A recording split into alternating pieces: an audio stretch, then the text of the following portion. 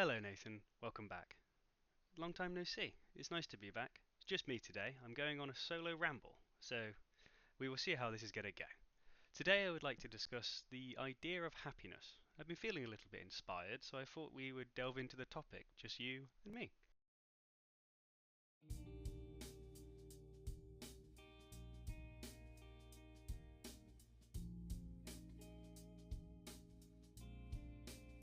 I would like to discuss the idea of happiness.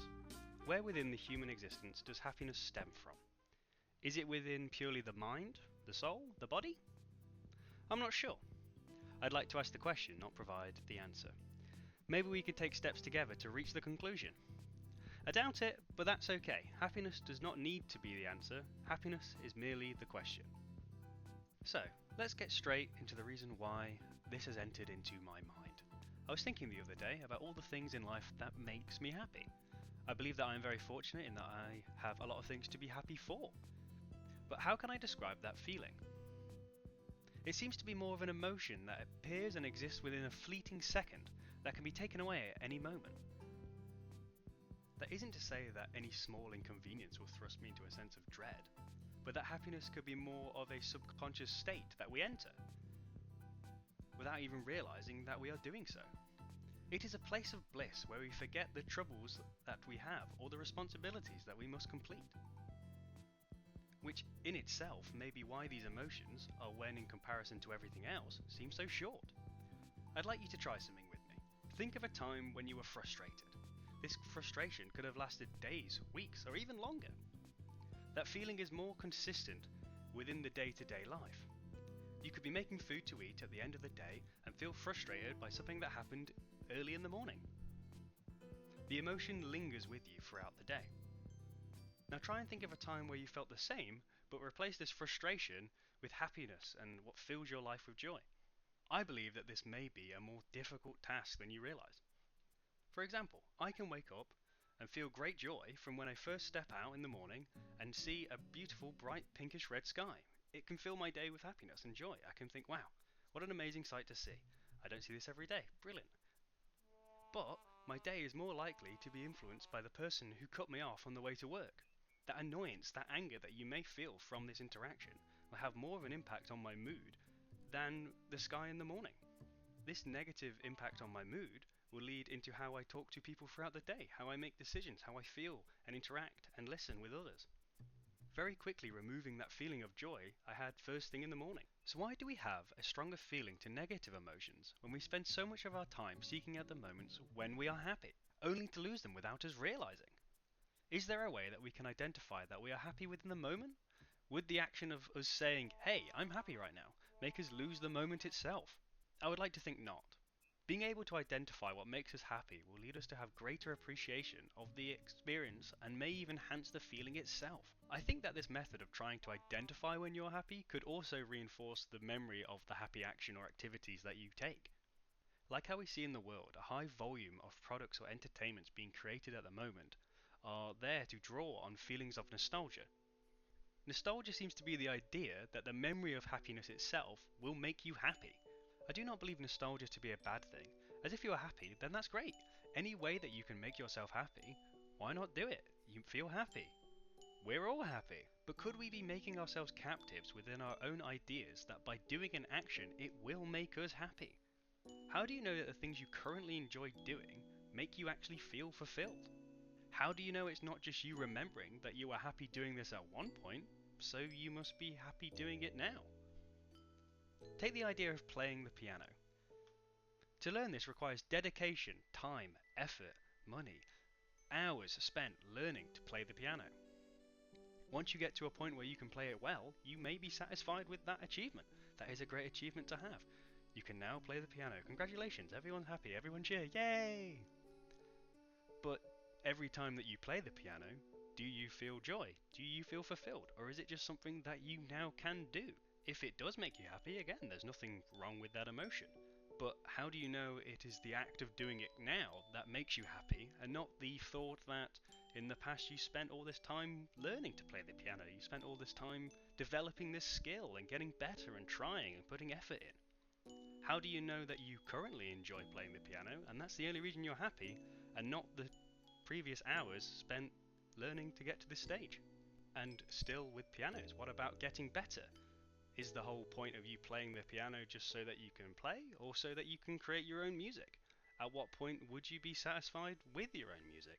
How do you know it's good? Are you going to go out and create Beethoven's Fifth Symphony?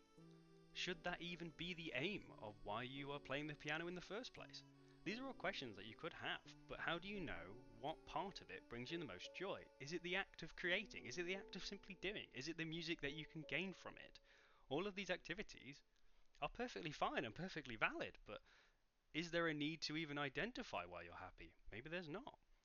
But I think the question that I come to is, how do you know what you do truly does make you happy? Or are you simply doing it because at one point it did make you happy? And those emotions come back, and while you're still currently doing this activity, task, whatever it may be, those emotions of happiness from the past are still there. Is there a way where you could find what activity or anything truly does make you happy? Would you be able to suddenly pick something up and be like, this is it, this is what brings me the most joy, this is what I'm going to love doing for the rest of my life? I personally can't play the piano, I never tried. But if I went to, and then I realised that this is what I want to do, this is my whole being, this is what I need to get better at, would that make me happy? Or would it be me just deciding that and trying that to be the case? How would I know? Would I need to know? Would the act of me just trying be enough for me to pursue that and get better at that and improve my skills? To sort of counter what I just said, I do not believe that happiness comes from the act of achieving or proving that what you do is worth something. By merely existing within what you are trying to do or what activity you are conducting, you can find the happiness that you're looking for, because the value that you put on the activity comes from what you believe and what you perceive. You can still play the piano and not be Beethoven and still get immense amounts of joy from it. Just because you aren't the best doesn't mean that you can't be happy with how you do it. Let me pose the question to you. Do you believe that you will gain more happiness from achieving something and then being able to tell people about it and throw it out into the world and show everyone the great achievements that you have reached and the heights you have climbed to? Or do you believe it's more about where it comes from within and your own satisfaction with how you've done, regardless of telling anyone that you have done it? I would also like to look at happiness from another lens of not doing simply an activity. We all know people in our lives that we can be around and gain immense amounts of happiness from simply being with them. Just being in their presence can make us happy, and just being in their presence can make us more excited to do other things and do tasks with them and be grateful that they are in your life. Where does that happiness come from?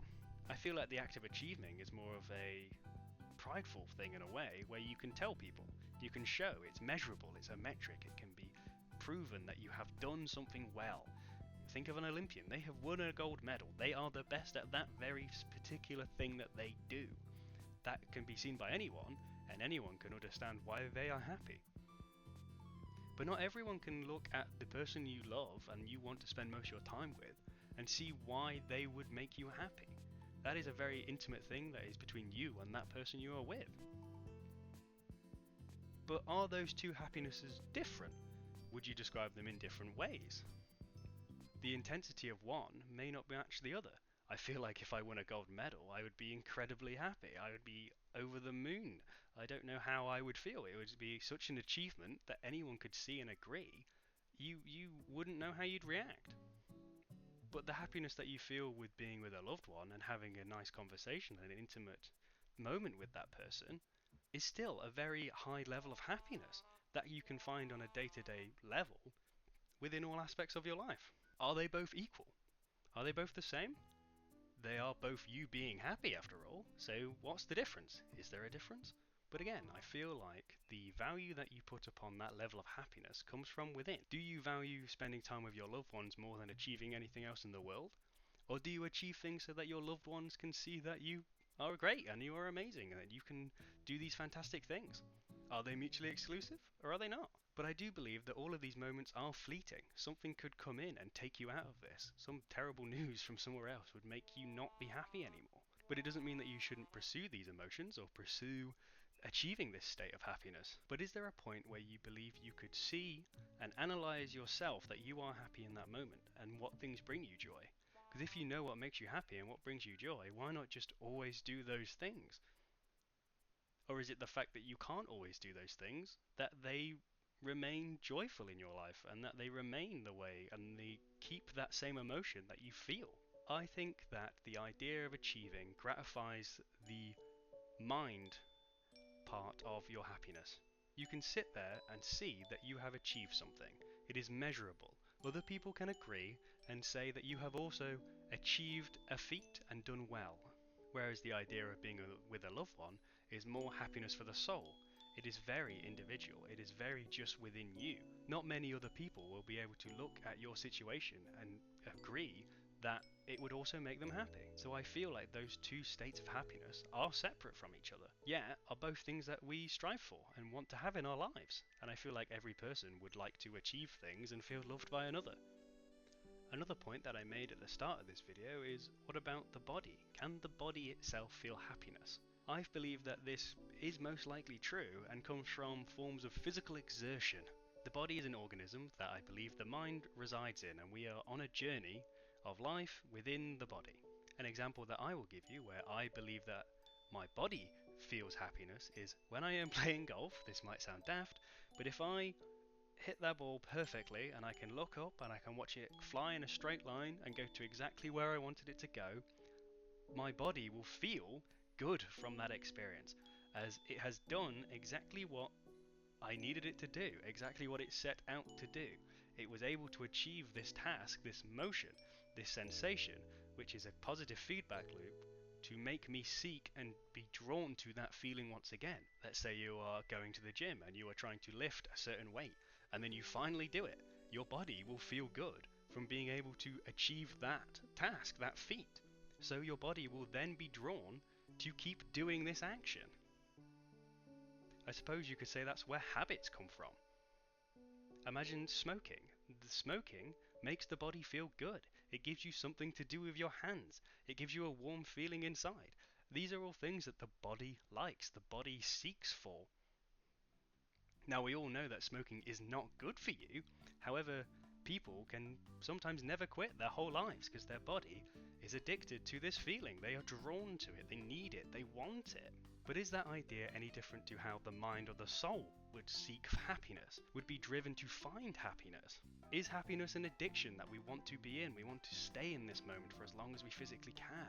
Or is it more of a, when we are in it, we appreciate that we have these good times and that we are able to experience this in the moment, so that we can look back on it throughout our lives and think that I am fortunate enough to be able to experience this? Or do you believe that happiness is not exclusive in these ways and is one simple state where your mind, body and soul all feel fulfilled to the same level at the same time? I'm not sure, but I would like to continue to do the things that make me happy, regardless if it is simply I did it in the past and it made me happy, so now I am trapped within this cycle of doing these things. But like I said earlier, if you are happy, then you're happy, and there's nothing wrong with that. So you may as well continue seeking the things that do make you happy, as long as you are not causing harm to others or yourself in the meantime. I'm not sure. It's hard for me to really say. I am just simply one man alone in his room talking to nothing about nothing. So I hope you've enjoyed listening to my random rambles. I don't really know where I was going with this, but like I said, I was just rather inspired and wanted to talk to someone about something, because I like the sound of my own voice far too much, you see. So once again, thank you, Nathan, for listening to this, and I hope you enjoyed. I look forward to seeing what you have to think about this discussion. If you have any thoughts or comments, please let me know in some fashion. I don't know where, but you'll figure it out. You're a clever little boy. I know you can do it. Thank you for listening once again. I've been Tom. I hope you have a great day, evening, whatever you're doing. I hope it goes brilliantly, and go out and seek happiness. Thanks. Bye.